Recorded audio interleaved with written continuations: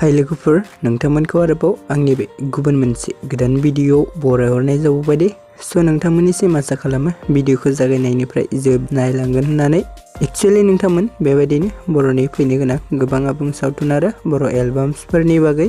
मिथिबाय थानो थाखाय नोंथांमोना गिबियावनो आंनि गोदान चेनेलखौ साबस्क्राइब खालामना खाथियावनो थानाय बेलनि आइकनखौबो अल प्रेस खालामना लाबानो जाबाय दे लोगोफोर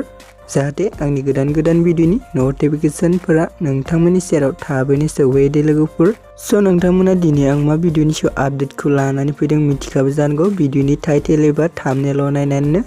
सो लोगोफोर भिडिअफोरा माबा मोनसे गोरोन्थिफोर जालांब्ला नोंथांमोना निमाहा होबानो जाबाय दे लोगोफोर सो लोगोफोर नोंथांमोननिसिम मोनसे गोजोनथाव खौरां दे जोंहा बगाजुलि कमेडियान इउट्यूब चेनेला दायो आगमा रुवातिनि एपिसोड 13 खौबो रिलिज होना होबाय दे लोगोफोर सो लोगोफोर जाय बिथांमोना दासिमबो जुदि बे आगमा रुवाति एपिसोड 13 भिडिअखौ नायाखै अब्ला आंनि चेनेलनि गेजेरजों नायदो दे लोगोफोर सो लोगोफोर बे भिडिअनि लिंकखौ आं डिस्क्रिप्शनाव होनानै होदों दे लोगोफोर सो नोंथांमोना डिस्क्रिप्शनाव थांनानै चेक खालामहैबानो जाबाय दे सो लोगोफोर बेबायदिनो जोंहा माखासे फैनो गोनां एपिसोडफोरखौ नायबावनो थाखाय नोंथांमोना